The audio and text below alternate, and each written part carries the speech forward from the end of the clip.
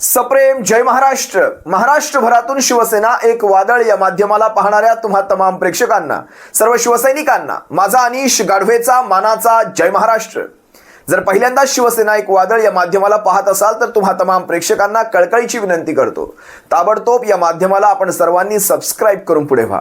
महाराष्ट्रभर शिवसेनेच्या विचारांना पोहोचवणाऱ्या या एकमेव YouTube प्रबोधन माध्यमाला तुम्ही सर्वांनी मिळून मोठं करा ही नम्र विनंती करतो.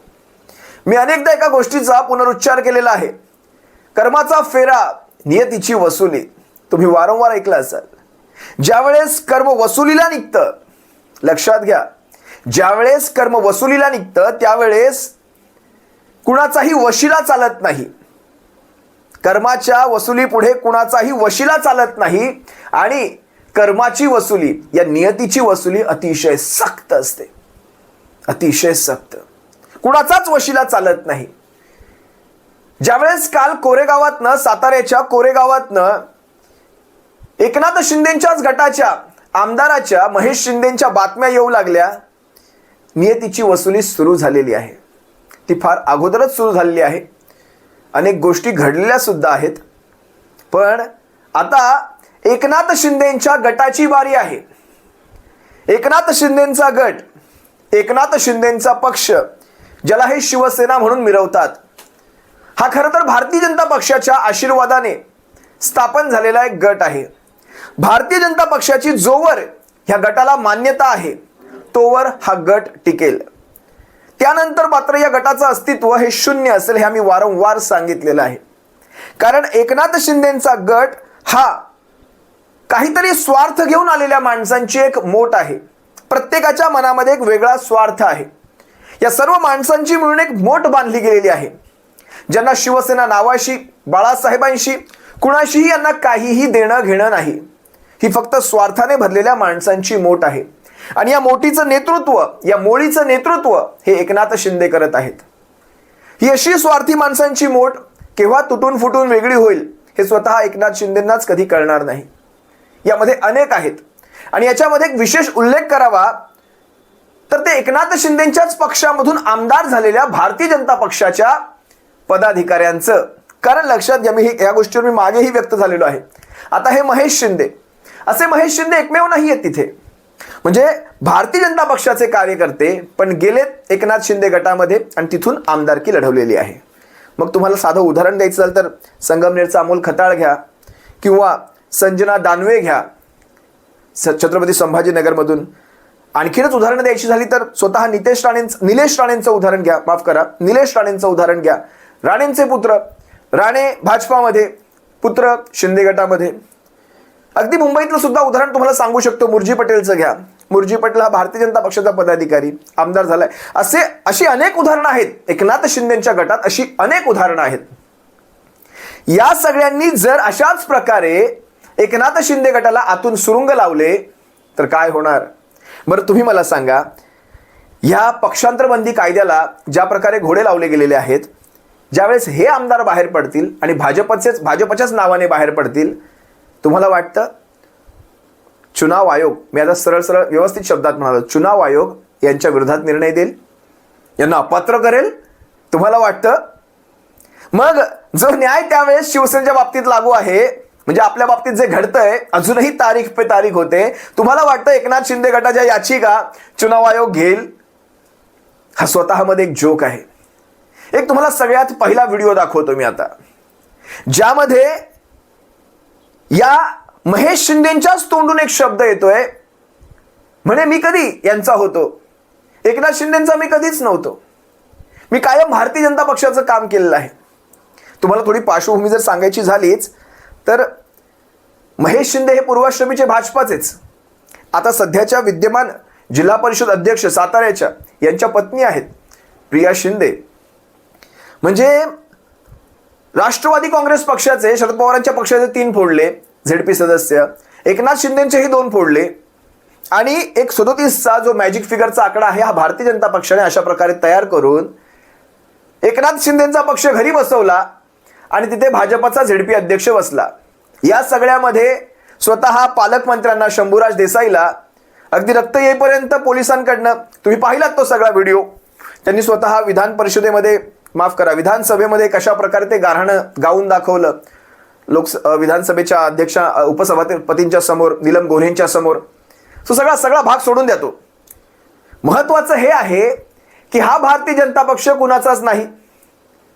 आता ह्याच भारतीय जनता पक्षाने एकनाथ शिंदेचा पक्ष फोडायला घेतलाय आणि सुरुवात झाली आहे महेश शिंदेपासून, कोरेगावचे आमदार. संपूर्ण ह्या पट्ट्यामध्ये, या सातारा पट्ट्यामध्ये हा शिवसेनेचा बालेकिल्ला होता. या साताऱ्यामध्ये कशा प्रकारे भारतीय जनता पक्षाने शिरकाव केलाय हे सगळ्यात प्रथम तुम्हाला पाहायला हवं. खासदारही यांचा, 4 आमदार ह्यांचे, आता 5वा महेश शिंदे, उरलेला एकमेव शंभूराज देसाई. हा एकमेव ह्या शिंदे गटाचा आमदार राहील. बघा ना महेश शिंदे नेमकं काय म्हणाले.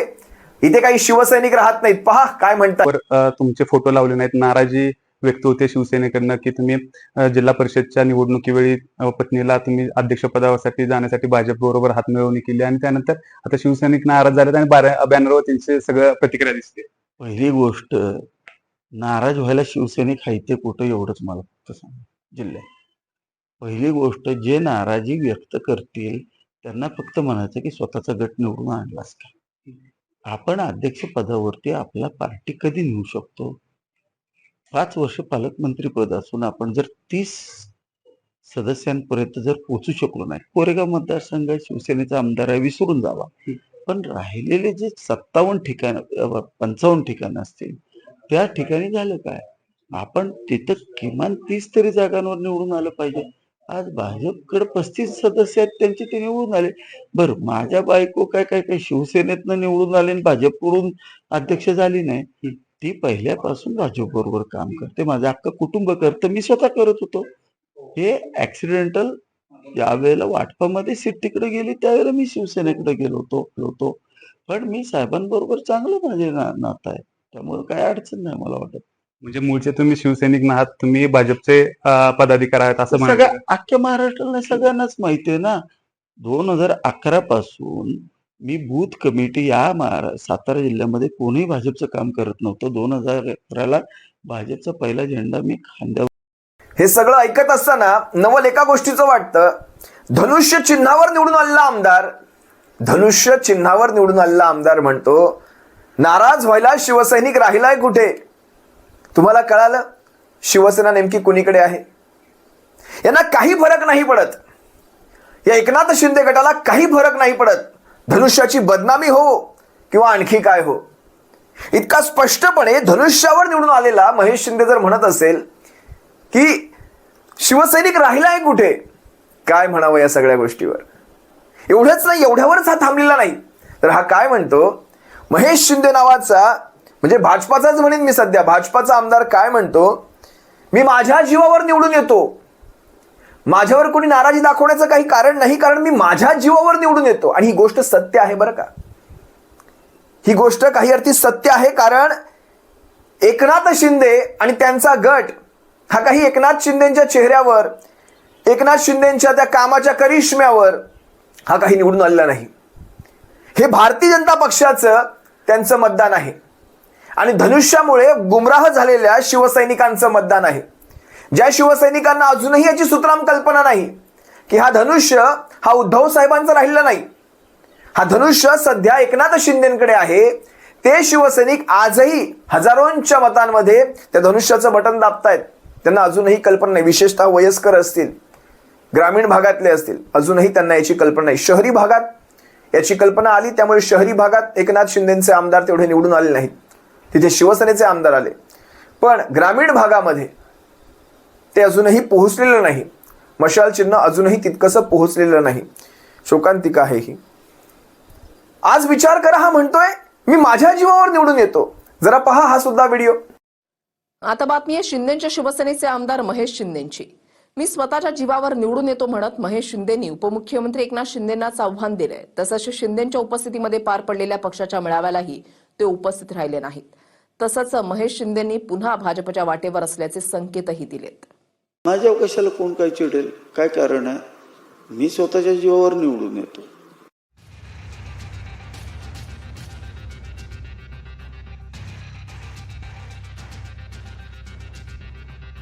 साताऱ्यात एकनाथ शिंदेंच्या सभेआधीच त्यांचेच आमदार महेश शिंदेंनी इशारा दिलाय.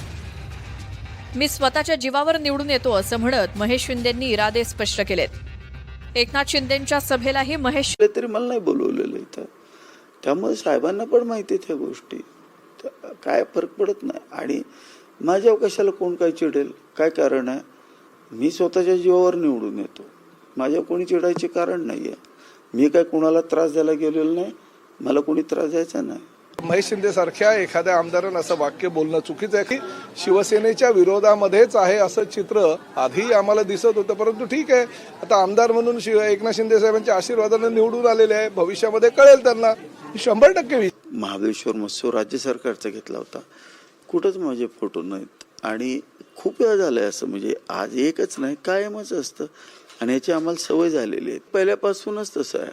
म्हणजे जेव्हापासून एकनाथ शिंदे साहेब मुख्यमंत्री झालेत तेव्हापासूनच असंच चालू आहे, की त्यात काय बदलच नाहीये. मी आता येता बघत आलो, अनेक बॅनरवर आमदार महेश शिंदे साहेबांचा फोटो आहे. सगळ्या बॅनरवर कदाचित नसतील, पण बऱ्याचशा बॅनर मी स्वतः पाहिले आता येताना आमदार महेश शिंदे साहेबांचे. विश्व निर्माण करणारं एक नेतृत्व आहे आणि सातारा जिल्हा हा तर स्वतः साहेबांचा जिल्हा आहे.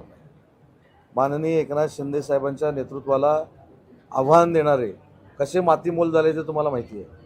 त्याच्यामुळे शिंदे साहेबांना आव्हान कोणी देऊ नये आणि त्यांनी मोठं केलेल्या लोकांनी तर देऊ. स्पष्टपणे बोलतायत, मी माझ्या जीवावर निवडून आलोय, कुणाचं नाराज व्हायचं काही कारण नाही. मी निवडून माझ्या जीवावर आलोय, कुणाच्या जीवावर नाही. स्पष्टपणे एकनाथ शिंदेंना, त्यांच्या पक्षाला, त्यांच्या गटाला हा स्पष्ट इशारा होता की तुमच्या पक्षाचा, तुमच्या गटाचा माझ्या निवडून येण्यामध्ये कवडीचाही भाग नाही. आणि गंमत एका गोष्टीची वाटली, या सगळ्यावर उत्तर देताना एकनाथ शिंदे गटाचे मंत्री प्रताप सरनाईक एक वाक्य बोलून गेले. कदाचित त्यांना जर कळालं असतं या वाक्याचा अर्थ तर त्यांनी हे वाक्य टाळलं असतं, कारण ह्या वाक्यावर ते प्रचंड ट्रोल होणार महाराष्ट्रभरामध्ये याची कल्पना त्यांना आहे. ते वाक्य होतं, ज्याचं खावं मीठ त्याच्याशी राहावं नीट. जर हा व्हिडिओ पहा. त्याचं खावं मीठ त्याच्याबरोबर राहावं नीट. आज जर एकनाथ शिंदे साहेबांचा चेहरा बघून आणि बाळासाहेबांच्या विचारानं जर तुम्ही निवडून आला असेल तर त्यांच्याबरोबर कायम निष्ठावान तर शिवसैनिक म्हणून राहायला पाहिजे. ज्याचं खावं मीठ त्याच्याशी राहावं नीट. प्रताप सरनाईकांच्या तोंडी जसं हे वाक्य आलं तसं महाराष्ट्रभर प्रताप सरनाईक ट्रोल झाले. 2022 मध्ये उद्धव साहेबांच्या पाठीत खंजीर खुपसून आपण ज्याचं मीठ खाल्लात त्याचा चांगलाच सत्कार केलात, त्याची चांगलीच परतफेड केली, पांग फेड केली. आपण म्हणतो ना, पांग फेडले, चांगलेच पांग फेडले आपण. बरं, हा महेश शिंदे ज्याला हे सगळं सांगतायत तो पुढे जाऊन हे सगळं ऐकल्यानंतर अजून काय म्हणतोय माहितीये? तुमच्या पक्षाचा आत्ता उदय झालाय या साताऱ्यामध्ये, तुमच्या पक्षाचा आत्ता उदय झालाय. म्हणजे महेश शिंदे स्पष्टपणे म्हणतोय तुमचा पक्ष हा जून 2022च्या नंतरचा. जरा ऐका, हा सुद्धा घरचा आहे. महेश शिंदेंना प्रत्युत्तर दिलंय. अरे हा पक्ष जन्मलाय आता एवढ्यात, लक्षात घ्या. 2011ला मी भाजपचा झेंडा घेतलाय इथे सातारा जिल्ह्यात पहिल्यांदा, आणि मी 2011 ते 19 विधानसभा क्षेत्र प्रमुख होतो. रात्रंदिवस आम्ही भाजपचं काम केलं इथे. 19ला ही जागा शिवसेनेला उद्धव साहेबांच्याकडे गेल्यामुळं फडणवीस साहेबांनी त्यांना फोन करून मला तिथे दिलं आणि मग मी इथे निवडून आलो. लक्षात घ्या, यांचा आत्ता जन्म आहे, शिवसेना आत्ता यांच्या सगळ्यांच्या ताब्यात आल्या. तुमचा पक्ष, तुमचा गट हा काल परवाचा, आत्ता आलेला. ही अशी कडवट टीका करूनही एकनाथ शिंदेंच्या पक्षाने महेश शिंदेंवर अजूनही कोणतीही कारवाई केलेली नाही. भाजपाच्या भीतीने एकनाथ शिंदेंचा पक्ष महेश शिंदेंवर कोणतीही कारवाई करणार देखील नाही. ही इथपर्यंत वाईट अवस्था. त्या उलट ज्या गोष्टी भाजपाला हव्या होत्या, भाजपाच्या पथ्यावर पडणाऱ्या ज्या गोष्टी होत्या, त्याच गोष्टी महाराष्ट्रभर घडतायत. शिवसेनेला कमजोर केल्यानंतर कसा महाराष्ट्रभर हातपाय पसरवण्याचं काम भारतीय जनता पक्ष करतोय पाहायचंय. स्वतः जयकुमार गोरे यांना आमंत्रण देतायत महेश शिंदेंना, आम्ही तुमचे हितचिंतक आहोत. म्हणजे विचार करा, खासदार ह्यांचा 8 पैकी 4 आमदार भाजपाचे म्हणजे कमळाचे, हा 5वा सुद्धा तिकडेच जातोय. काय उरलं? काय अस्तित्व? त्या साताऱ्याची जिल्हा परिषद सुद्धा भाजपाची झाली. काय तुमचं अस्तित्व उरलं? शिवसेना कमजोर करून आपल्याला ह्याच सगळ्या गोष्टी पाहिजे होत्या ना, याचसाठी केला होता हा सारा अट्टहास. जरा पहा जयकुमार गोरे काय म्हणतात. हा त्यांचा अधिकार आहे. तो त्यांचा पक्षांतर्गत विषय आहे. भारतीय जनता पक्ष म्हणून महेश शिंदेंचे हितचिंतक आम्ही आहोत. आमच्या सहकारी पक्षाचे आमदार आहेत, आमचे मित्र आहेत आणि तेव्हा ते जे भूमिका घेतील त्या भूमिकेच्या पाठीशी आम्ही ठामपणे उभे असू. साताऱ्यात भाजपची ताकद वाढली आहे. सातारा जिल्ह्यात खासदार भाजपचाच आहे. 8 आमदारांपैकी 4 आमदार भाजपचे आहेत, तर शिंदेच्या शिवसेनेचे 2 आमदार आहेत. त्यापैकी महेश शिंदेंनी साथ सोडली तर पाटणमध्ये शंभूराज देसाई हेच शिवसेनेचे एकमेव आमदार असतील. 2029 पर्यंत महाराष्ट्रातलं राजकारण हे 360 डिग्रीमध्ये बदललेलं असणार आहे. या पुढच्या 3 वर्षांमध्ये महाराष्ट्रातली परिस्थिती तुमच्या आकलनाच्या पलीकडे जाऊन बदललेली असणार आहे. इकडच्या गोष्टी इकडे, इकडच्या गोष्टी इकडे झालेल्या असणार आहेत.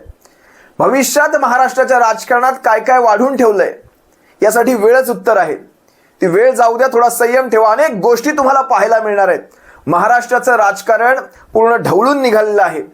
संबंध देशाचं राजकारण आणि महाराष्ट्राचं राजकारण हे वेगवेगळ्या दिशेने चालू लागलेलं आहे. 2029 पर्यंत पुलाखालून पाणी जाणार की त्या पाण्यावरचे पूलच बदलले जाणार हे आत्ता आपण सांगू शकत नाही. पण हे सगळं पाहताना का कुणास ठाऊक, म्हणजे प्रताप सरनाईकांचं ते वाक्य, ज्याचं खावं मीठ त्याच्याशी राहावं नीट. या जिल्ह्यात शिवसैनिक आहेत का? तुमचा जन्म आत्ताचा, किंवा गोऱ्हेंचं ते विधान की आमच्याकडे यावं, आम्ही तुमचे हितचिंतक आहोत, हे सगळं पाहिलं ना, आणि मग महेश शिंदेंचं ते विधान, आम्ही आमच्या जीवावर निवडून येतो, म्हणजे घरातून एकनाथ शिंदेंना आहेर, हे पाहिल्यानंतर मी जे सुरुवातीला सांगितलं नियतीचा फेरा कर्माचं फळ, मला ती त्या कव्वालीच्या काही ओळी आठवतात. आज समझ ले कल ये मौका हाथ न तेरे आएगा, ओ गफलत की नींद में सोने वाले धोखा खाएगा, चढ़ता सूरज धीरे धीरे ढलता है ढल जाएगा, चढ़ता सूरज धीरे धीरे ढलता है ढल जाएगा. यांचा मावळ तिकडे सूर्य वळालाय, कायमच्या मावळ तिकडे, हे मात्र इथे निश्चित. सप्रेम. जय महाराष्ट्र.